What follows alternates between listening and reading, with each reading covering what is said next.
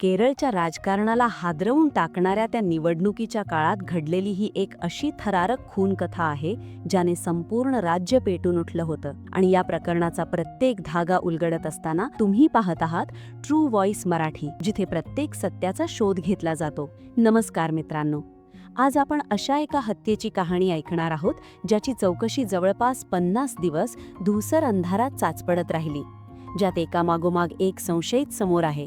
काहींना अटक झाली, काहींना सोडण्यात आलं, आणि या सगळ्या प्रकरणाला राजकीय रंग देण्याचाही प्रयत्न झाला.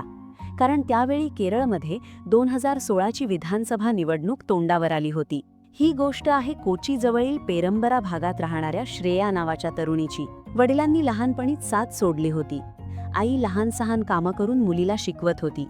श्रेयाचं स्वप्न होतं वकील बनून गरिबांना न्याय मिळवून देण्याचं. अभ्यासात हुशार असलेली श्रेया एर्नाकुलम येथील लॉ कॉलेजमध्ये शिकत होती आणि काही वर्षात वकील होणार होती.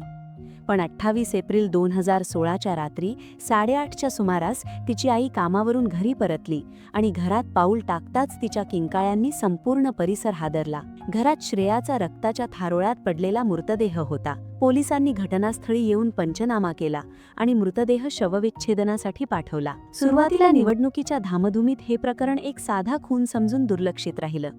पण दुसऱ्या दिवशी आलेल्या पोस्टमॉर्टम अहवालाने पोलिसांच्याही पायाखालची जमीन सरकली. शरीरावर असंख्य वारांचे निशाण होते, अमानुष अत्याचार झाले होते आणि तीव्र झुंज दिल्याचे पुरावे होते. तिच्या नखांमध्ये मानवी मांसाचे तुकडे सापडले, म्हणजे तिने स्वतःला वाचवण्याचा आटोकाट प्रयत्न केला होता. घरापासून 100 मीटर अंतरावर कालव्याजवळ एक चप्पल सापडली. तिचे कपडे आणि इतर नमुने DNA तपासणीसाठी जपून ठेवण्यात आले.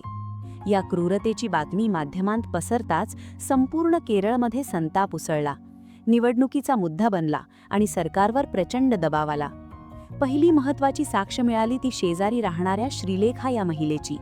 तिने त्या रात्री पिवळ्या शर्टमधील एका व्यक्तीला श्रेयाच्या घरातून बाहेर पडताना पाहिलं होतं. चेहरा स्पष्ट दिसला नव्हता, पण ओळख पटेल असं तिने सांगितलं. पोलिसांनी पिवळ्या शर्टमधील संशयितांचा शोध सुरू केला. एका स्थानिक तरुणावर संशय गेला. तो नशा करणारा म्हणून ओळखला जात होता.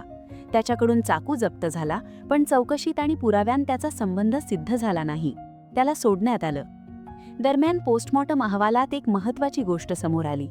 श्रेयाच्या खांद्यावर दातांनी चावल्याच्या खुणा होत्या आणि त्या खुणांमध्ये दातांच्या मध्ये अंतर असल्याचं स्पष्ट दिसत होतं. पोलिसांनी त्या दातांच्या खुणांचे फोटो काढून परिसरात वाटले.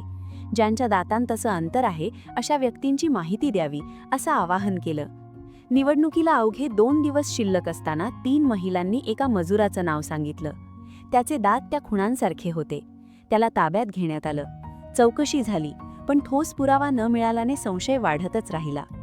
या दरम्यान एका स्थानिक राजकीय नेत्यावरही संशय घेतला गेला, कारण त्याच्या दातांची रचना तशीच होती आणि त्याच्या मुलाचा काही दिवसांपूर्वीच परदेशातून परत येणं संशयास्पद मानलं गेलं. माध्यमांनी हे प्रकरण उचलून धरलं, पण तपासात ते धागेही खोटे ठरले.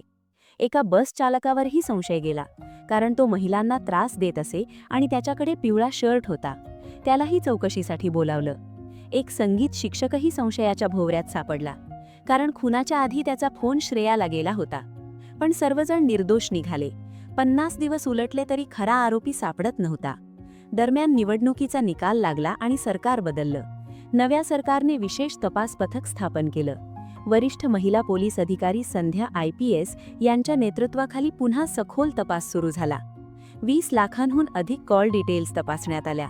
प्रत्येक संशयिताचा मागोवा घेतला गेला. शेवटी एका नावावर तपास स्थिरावला, तो म्हणजे अमीरुल इस्लाम. आसाममधून कामाच्या शोधात केरळमध्ये आलेला एक मजूर. तो पेरंबरा परिसरातच राहत होता. त्याला श्रेयाच्या घरचं सगळं वेळापत्रक माहीत होतं. आई कधी बाहेर जाते, श्रेया कधी कॉलेजला जाते हे त्याने पाहून ठेवलं होतं. 28 एप्रिलच्या दिवशी त्याने संधी साधली. घरात घुसून त्याने तिच्यावर हल्ला केला. ती शेवटच्या क्षणी पाणी मागत होती, पण त्याच्याकडे दारूची बाटली होती.